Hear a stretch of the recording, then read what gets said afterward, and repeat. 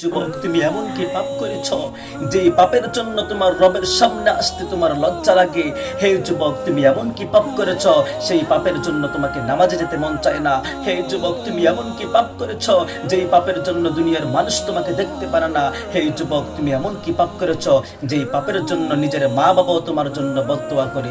হে যুবক, তুমি নামাজের প্রতি যত্ন হও, তুমি নামাজের প্রতি যত্ন হও। হে যুবক, আমি তোমার হাতে পায়ে ধরে বলবো, নামাজ এমন একটা জিনিস, নামাজ এমন একটা জিনিস, তুমি মুসলমান হয়ে যদি তুমি জান্নাতে যেতে না পারো, যদি তুমি জাহান্নামী হও, হে যুবক, কষ্টে বুকটা ফেটে যায়। কেন তুমি জাহান্নামে যাইবা? কেন তুমি জাহান্নামে যাইবা?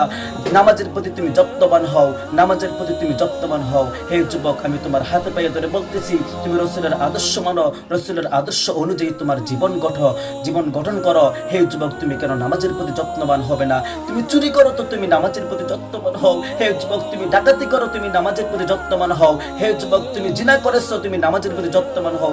যদি তুমি নামাজের প্রতি যত্নবান হও, আল্লাহ সুবহানাহু তাআলা তোমার জীবনের সমস্ত গুনাহ মাফ করে দিবে। আল্লাহ বলতেছেন, আয় আয় বান্দা, আমার কাছে আয়। আল্লাহ ডাকতেছেন দিন রাত 24 ঘন্টা, আল্লাহ ডাকতেছেন, আয় বান্দা, তোর কত গুনাহ করেছো, তুই কত গুনাহ করেছো, আমার কাছে আয়। আমি মাওলা, আমার পাহাড় পরিমাণ, তোর পাহাড় পরিমাণ গুনাহ আমার রহমতের সাগরে আমি দরিয়ার মধ্যে ডুবাইয়া দেব। হে যুবক, তুমি গুনাহ করেছো, তুমি মাওলার কাছে ক্ষমা চাও। হে যুবক, তুমি গুনাহ করেছো, তুমি মাওলার কাছে ক্ষমা চাও। আল্লাহ বলতেছেন, আয় বান্দা আয়, আমি তোর সমস্ত গুনাহ মাফ করে দিব।